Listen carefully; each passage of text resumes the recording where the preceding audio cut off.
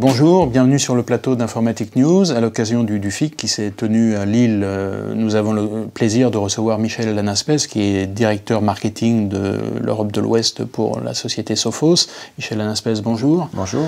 Alors, au FIC, justement, vous avez présenté, et ça on le voit de plus en plus dans le domaine de la sécurité, l'utilisation de l'intelligence artificielle dans l'EDR. Alors l'EDR, en deux mots, c'est la menace de détection des endpoints. Vous allez nous dire un petit peu plus en détail ce que ça veut dire.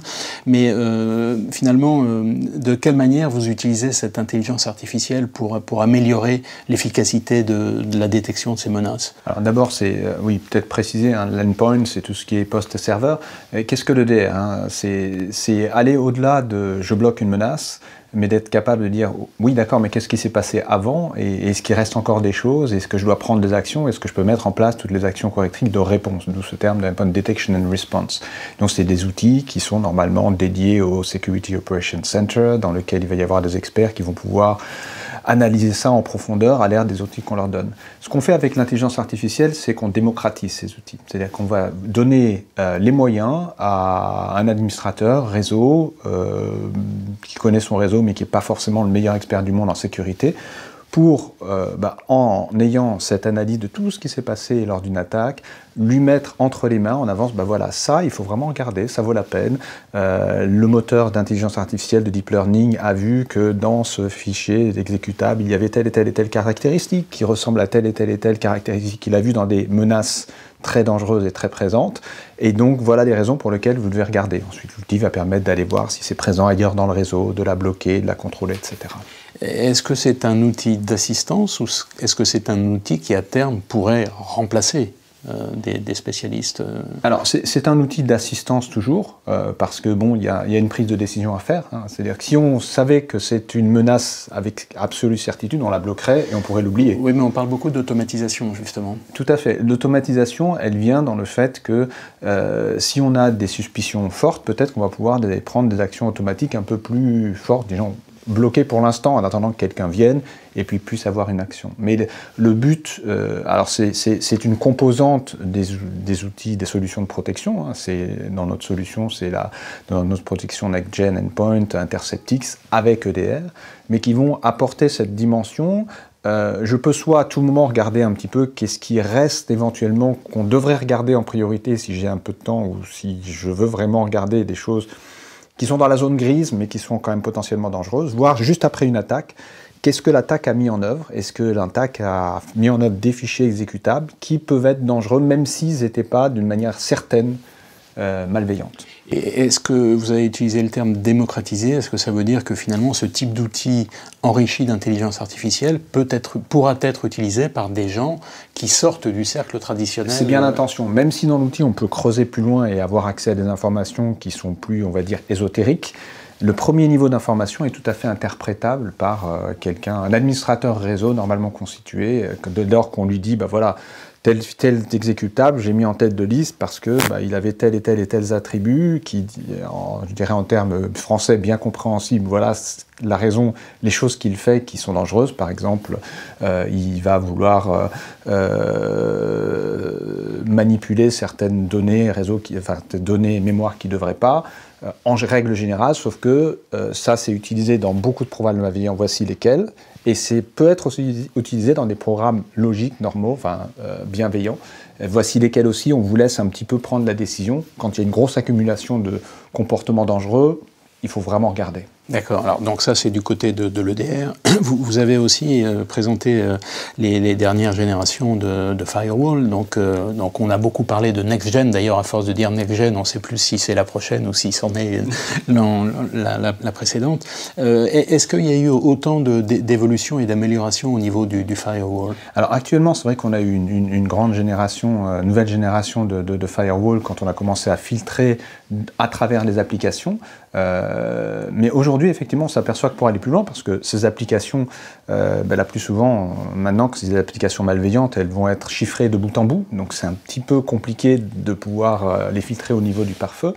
L'étape suivante, c'est de dialoguer avec le poste de travail, qui lui sait tout. Hein. Quand il y a une adresse IP qui envoie du programme, enfin du trafic dangereux, le réseau sait qu'il y a une adresse IP, il ne sait pas la machine, l'utilisateur, ni même l'application, encore moins l'application, mais le poste de travail le sait parfaitement. Donc un dialogue en temps réel entre ces deux va permettre d'aller beaucoup plus loin en termes de sécurité. Et c'est ce qu'on fait donc avec la sécurité synchronisée entre nos solutions Interceptix avec EDR et puis nos solutions XG Firewall. Et alors ce terme sécurité synchronisée, il s'applique uniquement à ces deux entités-là, ou est-ce qu'il peut être utilisé de manière plus générale pour un dialogue entre tous les intervenants sur cette chaîne? On va effectivement plus loin, c'est-à-dire que non seulement on fait dialoguer le poste de travail, enfin la protection poste de travail et le réseau en temps réel, mais on va faire dialoguer de la même manière la protection endpoint et le Wi-Fi, la protection endpoint et le chiffrement, vous pouvez avoir le mobile et le Wi-Fi, ou l'email et des solutions qui permettent de faire de l'éducation des utilisateurs, au cas où enfin plein de choses. En fait, l'ensemble de nos solutions, qui sont administrées à partir de la même console, ont vocation à pouvoir dialoguer les unes avec les autres, de manière à fournir un niveau de sécurité jamais atteint auparavant. Donc cette idée de sécurité synchronisée, c'est vraiment une amélioration du dialogue de toutes les parties prenantes qui sont dans la chaîne de valeur de la sécurité. Absolument, en temps réel. Hein, on parle bien de choses qui permettent éventuellement d'automatiser des réactions. C'est-à-dire de dire, ben voilà, si je vois que tel comportement malveillant se passe, automatiquement, je vais isoler cette machine ou automatiquement enrôler un utilisateur dans une formation, etc. Alors, on dit toujours que dans le domaine de la sécurité, le maillon faible, c'est l'humain. Je crois que vous ne me contredirez pas.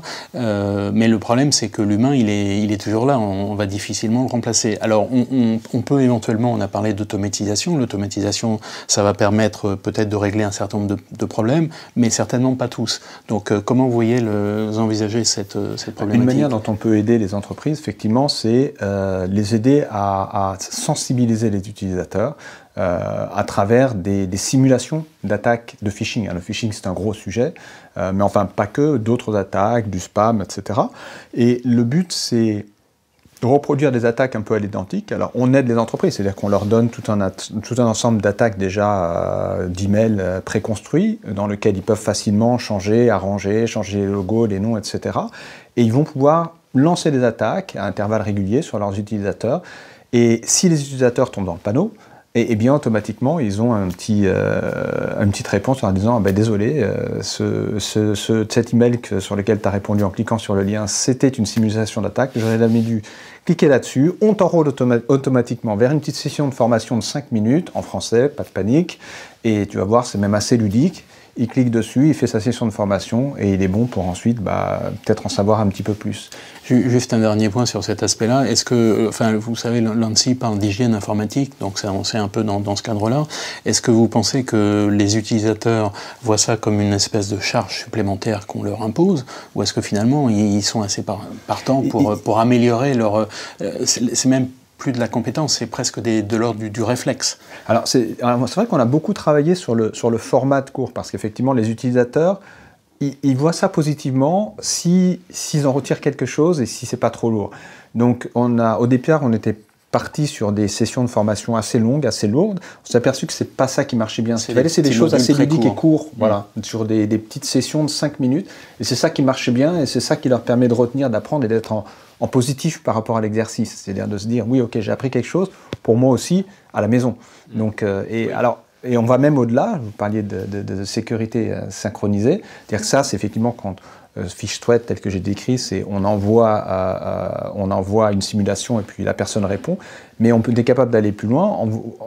Si on constate qu'un utilisateur a tendance à aller télécharger toujours régulièrement de sites un petit peu dangereux, on peut automatiquement aller l'enrôler dans une session de formation. Ou quand on voit qu'il a reçu des emails sur lesquels il y avait un composant dangereux, qu'on n'a peut-être pas bloqué tout de suite, parce qu'en général, les cybercriminels, ils n'activent pas tout de suite, donc on ne le voit pas au premier, mais quand les personnes cliquent, on va vérifier une deuxième fois, on dit « Ouh là là, mais c'était dangereux ». On va dire « Ok, tu as cliqué sur quelque chose de dangereux », on t'enrôle automatiquement dans une session de formation. Et ça, c'est grâce à la sécurité synchronisée. Très bien, écoutez, je vous propose qu'on reste sur cette note assez positive et optimiste. Michel Lanaspez, merci beaucoup. Merci.